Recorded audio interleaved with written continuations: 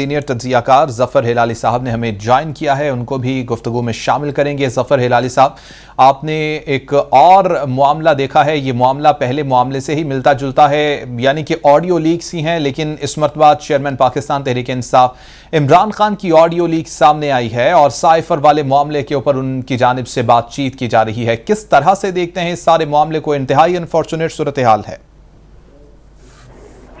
دیکھیے، مجھے سمجھ نہیں آیا ہے جو عمران خان صاحب کی آڈیو آیا ہے وہ کیا ریفرنس ٹو واٹ وہ بات کر رہے ہیں۔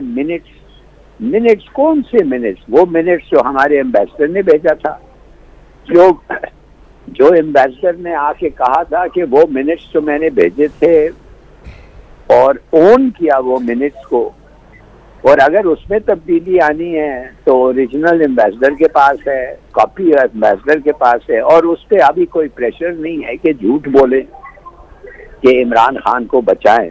تو سیدھی سادی بات ہے، جو منٹس عمران خان آپ لوگ کہتے ہیں کہ اس کا ایویڈنس ہے کہ اس کو چینج کیا گیا ہے، تو کمپیئر کر لیں وہ منٹس جو پرائم منسٹر سیکریٹریٹ ریلیز کیا ہے اور وہ منٹس جو ایمبیسڈر کے پاس ہیں۔ اگر اس میں فرق ہے تو اس کے معنی تبدیلی ہوئی ہے۔ آپ کو ایسرٹین کرنا ہوگا کہ منٹس کس نے لکھا، اوریجنل کس کے پاس ہے، ہر وقت کس کے پاس ایک کاپی تھی، اور کتنی تبادلہ کتنا ہوا ہے جی۔ صحیح۔ اچھا ظفر ہلالی صاحب، Syed Muzammil anchor person Capital T V ہمارے ساتھ ہی موجود ہیں۔ مزمل، آپ کچھ سوال کرنا چاہیں گے ظفر ہلالی صاحب سے؟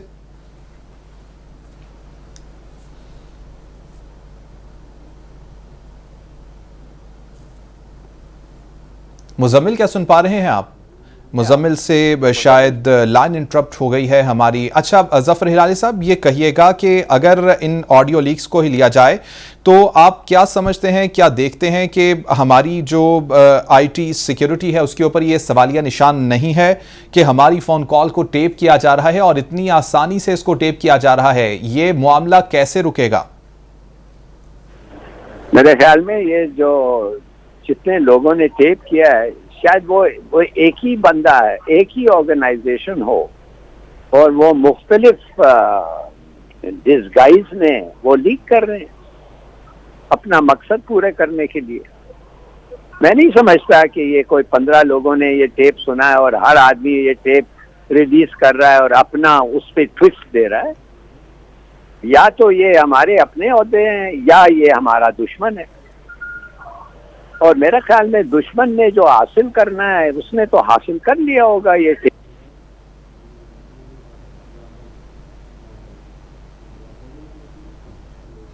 صحیح۔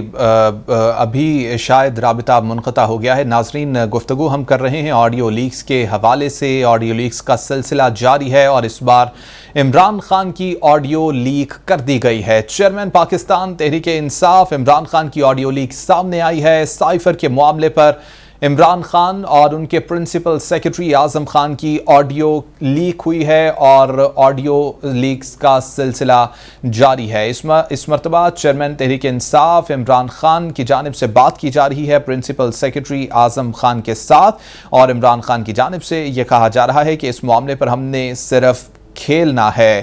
دوبارہ سے سید مزمل نے ہمیں جوائن کیا ہے، anchor person Capital T V Syed Muzammil ہمارے ساتھ موجود ہیں۔ مزمل، اس سے پہلے ہم یہ بات کر رہے تھے کہ کافی یہ نقصان پہنچائے گا اگر یہ سلسلہ اسی طرح چلتا رہا، کافی انفارچونیٹ صورتحال ہے۔ آپ اب اس طرف آئیں کہ کیا اس جو ہیکر ہے اس کو آئیڈینٹیفائی کرنا کتنا آسان ہے، کتنا مشکل ہے؟ ہماری اس سیکیورٹی پر جو سوالیہ نشان بنا ہوا ہے، کہیے گا ڈارک ویب کے معاملے پر کیا اس ہیکر کو آئیڈینٹیفائی کیا جا سکے گا؟ کتنا یہ کام مشکل ہوگا؟ کیا کہتے ہیں آپ؟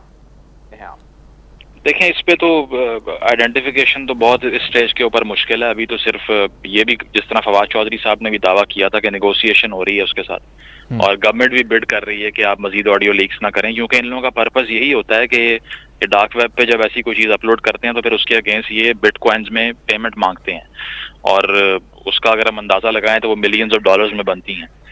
ان کا آبجیکٹو یہی ہوتا ہے کہ یہ اس طرح کی کوئی سیکرٹ چیز جو ہے اس کو ایکوائر کریں اور اس کے بعد میں وہ بیچ دیں اور پیسے کمائیں، کیونکہ ادروائز یہ کسی کنٹری سے ایسوسیٹڈ تو اس طرح کے اسکینڈلز نہیں آتے کہ کسی اور انٹیلیجنس ایجنسی نے یہ کروایا ہے یا نہیں کروایا، وہ بھی سوچنا پڑے گا.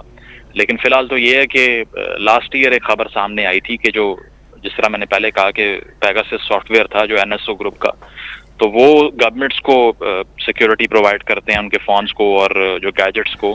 تو ان کا جو اسکینڈل سامنے آیا تھا اس میں یہ بات کلیئر ہوئی تھی کہ بہت سے ملکوں کی جو پرسنالٹیز ہیں، پولیٹیکل پرسنالٹیز ہیں، اس طرح کی امپورٹنٹ پرسنالٹیز ہیں، ان کی کالز جو ہیں وہ لیک ہوئی ہیں اور کمپرومائز ہوئی ہیں اور ہیکنگ سافٹ ویئر یوز کیا گیا ہے.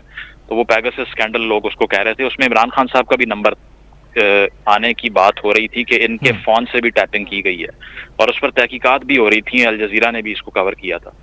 تو اس کے بعد سے کوئی ڈیولپمنٹ اس پر نہیں ہوئی اور اب بھی جو کافی لوگ ہیں وہ یہی کلیم کر رہے ہیں کہ وہی سورس ہے اس ساری ہیکنگ کا، کیونکہ جو گیجٹس کو سیکیورٹی پرووائڈ کر رہی تھی کمپنی، اسی کمپنی کی جو سروسز ہیں وہ کمپرومائز ہو گئیں. تو بیسیکلی تو یہ ہے کہ اس کی جو انویسٹیگیشن ہے وہ ایزی نہیں ہوگی، کیونکہ ڈارک ویب ایک بالکل آپ کہہ سکتے ہیں کہ ایک ایسی اسپیس ہے جہاں پر آئیڈینٹیفائی کرنا کسی کو، کیونکہ اس پہ ایکسیس تو ہے ہی نہیں نا، اس کو ایکسیس کرنا ہی بہت مشکل ہے. پہلی بات یہ ہے، اور دوسری چیز یہ ہے کہ اس پہ انڈیویجولز تک پہنچنا اس سے بھی زیادہ مشکل. تو آپ کو یاد ہوگا پہلے بھی ایک اسکینڈل سامنے آیا تھا جس میں ویڈیوز جو تھیں وہ وہاں پر بیچی جا رہی تھیں اور اس طرح کی ویڈیوز جو کہ غیر اخلاقی بھی ہیں. تو یہ ہے کہ وہاں پر کوئی بھی کچھ بھی اپلوڈ کر دے، اس تک پہنچنا آسان تو نہیں ہوتا، لیکن ہماری جو اسٹیٹ کرافٹ ہے اس پہ ضرور کوسچن ہے. اور میں سمجھتا ہوں کہ آگے آنے والی چیزیں اس سے بھی ڈینجرس ہو سکتی ہیں، کیونکہ ہیکر جو ہیں وہ یہ بھی کلیم کر رہے ہیں کہ سیکیورٹی آفیشلز اور سیاستدانوں کے درمیان جو گفتگو ہے وہ بھی ان کے پاس موجود ہے.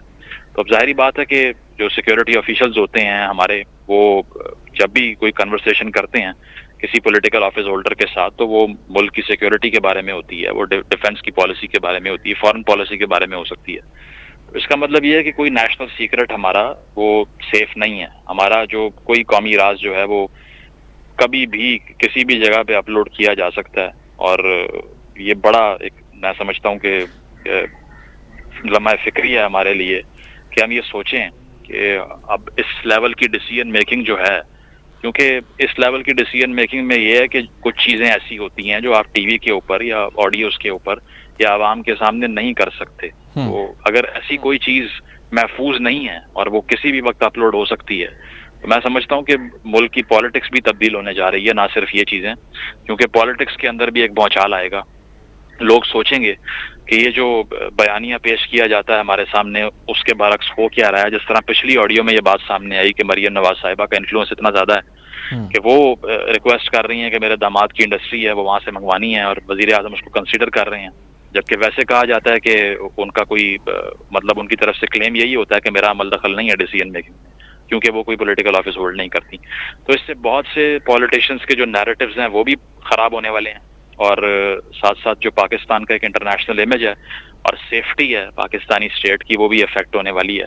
کیونکہ آج کل کے دور میں ہر کنورسیشن جس طرح سے پہلے بھی ہم بات کر رہے تھے وہ ٹیلی فونک کنورسیشن ہے یا پھر وہ گیجٹس کے اوپر ہی ہوتی ہے. یہ خط لکھنے کا دور نہیں ہے جس میں ہیکنگ نہیں ہو سکتی.